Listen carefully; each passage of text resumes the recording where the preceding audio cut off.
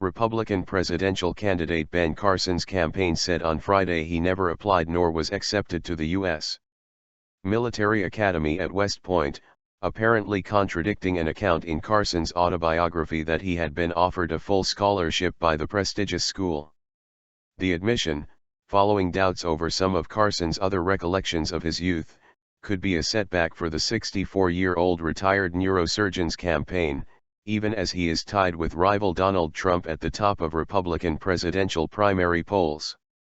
The details of a scholarship were included in Carson's account of a meeting with General William Westmoreland in 1969 when Carson was a high school student in the ROTC program, which provides preliminary military training for students interested in becoming officers. His senior commander was in touch with West Point and told Dr. Carson he could get in.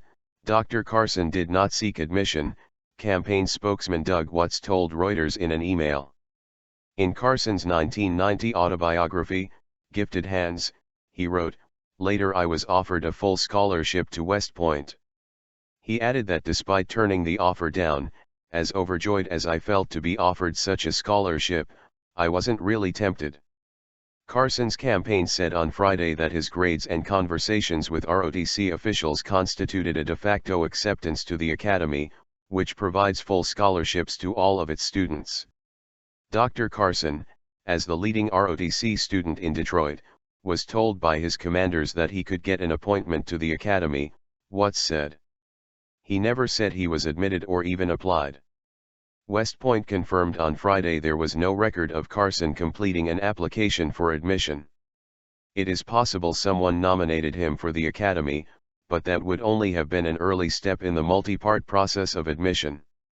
Candidate files where admission/acceptance was not sought are retained for 3 years, therefore we cannot confirm whether anyone during that time period was nominated to West Point if they chose not to pursue completion of the application process, West Point spokeswoman Teresa Brinkerhoff said in an email to Reuters.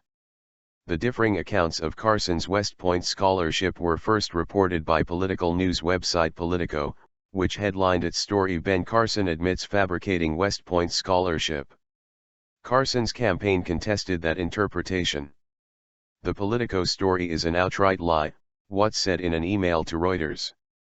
The campaign never admitted to anything. The fracas over West Point came only hours after Carson attacked the media for questioning his accounts of his violent past. "This is a bunch of lies," Carson told CNN on Friday.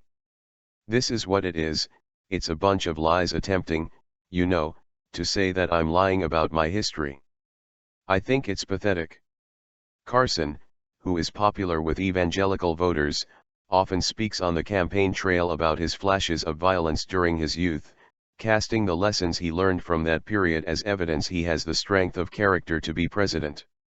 In his autobiography, the renowned brain surgeon wrote that as a teen, he tried to stab a friend named Bob in the stomach with a knife but was stopped by the boy's belt buckle.